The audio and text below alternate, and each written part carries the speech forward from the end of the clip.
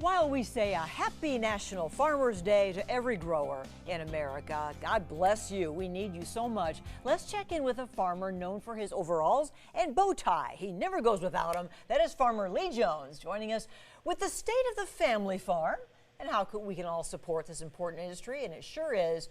Farmer Lee Jones, how's life out there for you? Hey, good afternoon.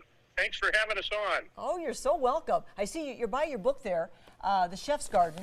So, so you're a chef and a gardener. No, I'm not a chef. I'm a farmer, and we supply chefs. And Chef Jamie Simpson put 100 recipes in here from vegetables that are available throughout the season. Yeah, well, I had mentioned that you are a farmer to the stars, and that's what that means exactly. That you've grown the food for some of the world's best restaurants, and so we want to thank you for that because it's all about the fresh food for sure. Out of the good produce, there's nothing better. Well, absolutely, and I think there's more and more emphasis on that with growing not only vegetables that taste good, but vegetables that are good for you. And we're really focused on nutrient density and really building the nutritional levels in those. Mm-hmm.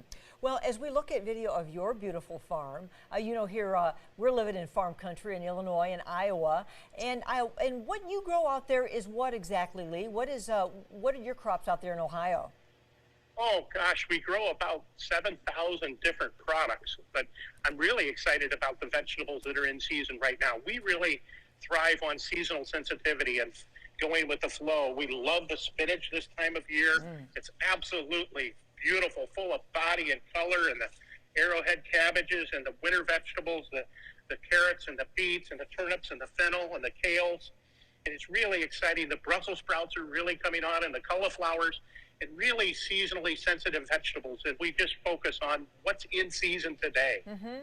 Well, I feel like as we near winter, a lot of us, I think, around here just rely on, you know, what we can get at the grocery store. And I feel that, you know, that summer produce season kind of passes us by, and we can forget about fresh. Kind of give your pitch for that.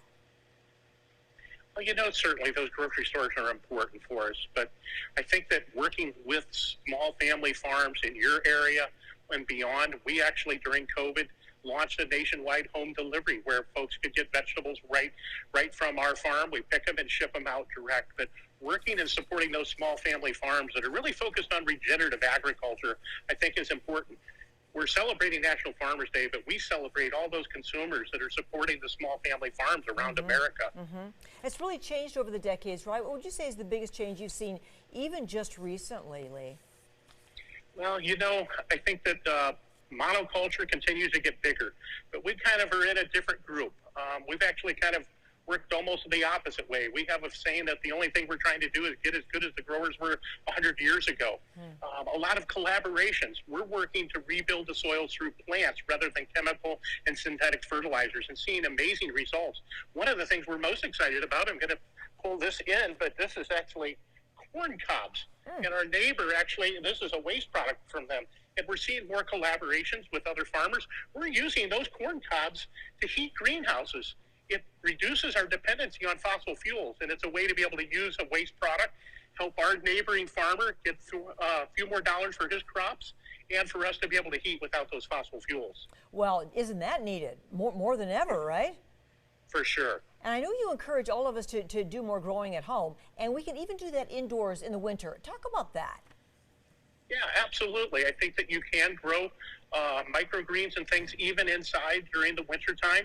But I would encourage everybody to grow a garden. I think that it's exciting, it's therapeutic, in fact, but also you can get vegetables and grow them. And I think it's just really fun to see that whole process, and especially for children to understand where a carrot comes from, that it comes from the soil, not from a plastic bag. And it's really a great way to be able to understand vegetables and how they grow. And it's very fun. And here we are in harvest season. It's a busy time for growers everywhere. How's it been for you, Lee? You know, it's been very good. We're very, very grateful. We're grateful for the weather. We all have drastic weather at times. It's just part of what you deal with during life, and particularly on the farm.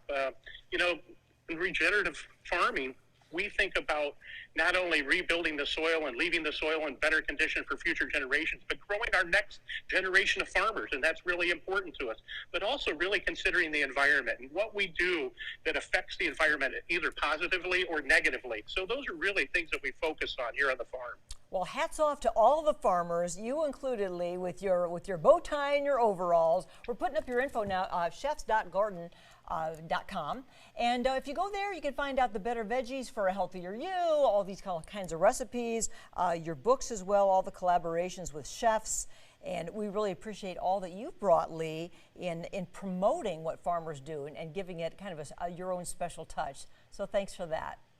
Thank you, Paula. And all those farmers out there, please be careful during this harvest season. Yes. And stay safe. Yeah, and stay safe for all of us on the roads as well as we watch out for those guys on their equipment. Thanks, Lee. Yeah. Bye now. Thank you.